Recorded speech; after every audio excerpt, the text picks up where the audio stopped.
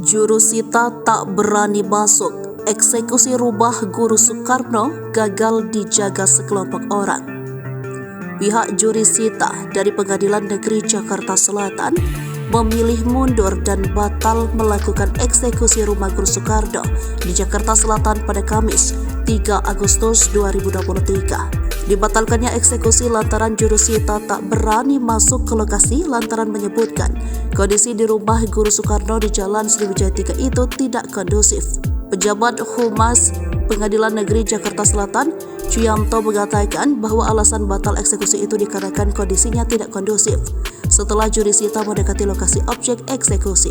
Situasi yang tidak kondusif ditandai dengan adanya sejumlah massa yang berjaga di rumah Guru Soekarno. Akhirnya, Pengadilan Negeri Jakarta harus menunda proses eksekusi rumah Guru Soekarno Putra. Diketahui di lokasi rumah Guru Soekarno Putra di Jalan Sriwijaya 3 nomor 1 Kebayoran Baru, Jakarta Selatan itu tampak dijaga sekelompok orang. Bahkan tampak ada spanduk penolakan eksekusi yang dipasang di pagar rumah itu. Ada juga sejumlah bendera merah putih yang dipasang di area rumah dengan bambu panjang. Tampak spanduk itu bertuliskan, "Jangan rampas rumah merah putih kami, merah putih harga mati." Selain itu, juga terlihat ada sejumlah sepeda motor yang berjejer di depan rumah. Tampak juga ada meja yang diletakkan di depan rumah Guru Soekarno Putra yang dijaga sejumlah orang. Diketahui eksekusi rumah Guru Soekarno Putra dilakukan sebagai buntut guru kala gugatan pendata melawan Susi Anggawijaya dan dihukum ganti rugi material 23 miliar rupiah.